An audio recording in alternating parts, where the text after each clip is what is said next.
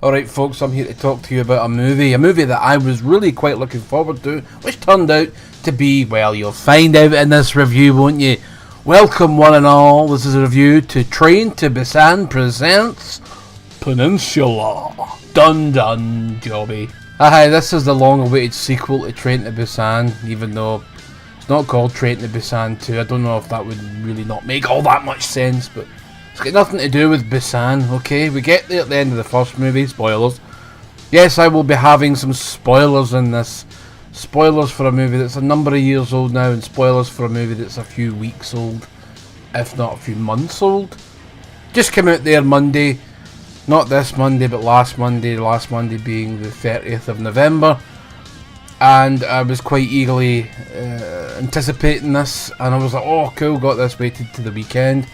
Me and my son sat through it, and I don't think we stopped making fun of it at all from beginning to end. I thought the start of the movie was quite good. It started off on a boat, and they were escaping Seoul or Korea or whatever, and they're doing their thing, and somebody's infected because of course they are, and it's like, oh, cliche. It is cliched, but it's better than what came, after this first 15-20 minute cliche ridden zombie fest. And it's like this military guy, can't remember, look, I don't know if it's just because of Korean names, right? I don't remember any character's name. I loved Train to Busan, don't remember any character's name in that either, okay? But I had some more attachment to these characters in the first movie. Don't really, because they were so superbly acted.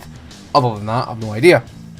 So guy and his sister and her husband and kid all escape Korea to find out the boat's got zombies on it, and all but the brother and husband die for reasons. And it's like, it's a slow-mo, pained expression on the brother's face. It's like fucking pained expression on the husband's face too, and I'm like, this movie's just started. I'm not really feeling anything.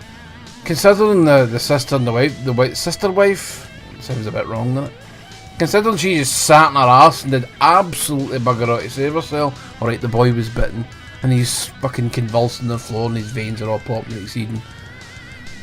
Get past all that, and it's like, Hong Kong, and you're like, okay, Hong Kong.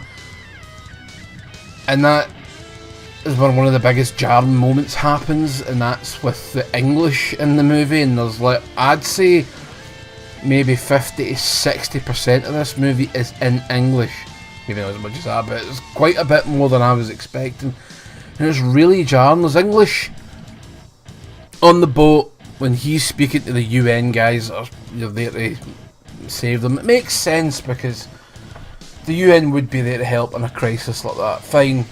It's just so weird to hear, you're like, English? What? And they cannot speak perfect English, all these Korean folk. I mean, they speak fucking better English than I do. Would it be harder, would it? And I'm just, what? My son's like, what? And we're both like, what? It's very strange, very jarring. So anyway, skipping on to the story of this movie, is this like American guy was smuggling out $20 million in cash, in US dollars, from Seoul on a truck, and it got stopped for some reason. Zombies. That's probably a better reason. Zombies. Good reason for anything to stop, really. So he gets this wee task force of people to go back into Korea, and I'm just thinking, going, wait a fucking minute here. Are you telling me the sequel to Train to Busan is a heist? A heist with people getting into the undead lands of South Korea? What about the lassie and the pregnant woman from the first movie? Can we not learn what happened to them when they reached that town that's fortified with military? Why have we went off in this fucking tangent of a direction? And this is where I'm beginning to think this is more of a spin-off movie. It's not called Train to Busan 2. It is called Train to Busan presents Peninsula. Had they just called it Peninsula, you could even have forgiven it for being a fucking Train to Busan movie. Oh my god. There's another good Korean zombie movie called #Alive. It's a better sequel to Train to Busan than this. So I'm going to think that that is the sequel, and this is a spin-off.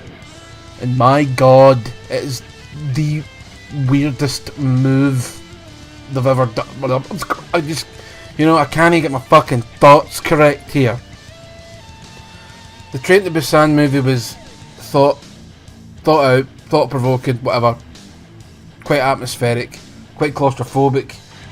There's no real guns in it. They had sort of like batons and like newspapers, and they battled the zombies with the newspapers. And that sounds a bit silly, but it was done in very, very, very, very, very super duper good effect. And this is like the opposite of that. This is like the mirror image, I suppose, if you will. It's like Train to Busan was Dawn of the Dead or Night of the Living Dead. Well, this is Resident Evil fucking 4, 5, and 6. I mean, this is worse than the Resident Evil movies. I couldn't think that would ever be fucking possible to happen, and I'm really not getting my words in good order here. I'm sitting here in absolute credulity. Can't believe what I just watched. 90 minutes, or no, actually it's nearer 2 hours of absolute drivel pish. Absolute drivel pish, people. If it's not for the dodgy CGI and the CGI in this, dear Christ, it's fucking dreadful. There's bits in the movie where it's like fucking Mad Max chases. There's one Mad Max style chase at the end. It's dreadful. But there's this one where they've reached Korea and fucking they found the truck within like 3.5 seconds. They're like, oh, that was easy. And then they're like, oh, there's a dead guy in the driver's seat. Well, we put one bullet in his head because we've got a silencer, and I got no. We'll get the dingus brother, or brother-in-law I should say. He dives into the fucking cab, looks at the thing, and then it comes alive to no one's surprise. It's not even scary. It's just like, oh Jesus, really? How stupid are these writers? And then they're like, oh, and he leans on the fucking horn of the truck and it brings all the other zombies to the yard, and it's like, okay, all my honks bring the zombies to the yard. So that's what happens. And then this kid shows up, and there's kids in this, and they are fucking irritating. And they show up in an SUV, magically. And it's like, okay, you've learnt to drive an SUV, fine, it's lawlessness, cool. And they show up, and it's still the main guy is like, oh, do you want to come with us if you want to live? They actually used a line out of Terminator. Oh, fucking hell. Not an original thought in their heads here, folks. It's like they've taken all the western shite, all the shitiest western shite they could think of, and then added their own shite, and it just made this big bubbling pile of fetid, jobby, I hated this movie. Ugh, Jesus. There's annoying kids, there's fucking one kid, the younger kid must be about 6 to 8 years old, has got this like, remote control car, and she's driving it around, and I'm like, what the fuck is this? An episode of Dead Rising? Sorry, I'll compose myself. Yeah, I didn't like this film. It was dreadful. The bad guys were cliche. There's a game show part in it, and it goes on for about fucking half an hour too long, and it happens twice, and there's like, they put this guy in this, like, it's a shopping centre, and it's like, oh, there's the arena, and you're like, fuck, you into the arena, and they've all got numbers on them, like, oh, I hope this cunt can run faster than the last cunt. You're like, well, obviously not, because where's he running to from one side of the fucking food court to the other?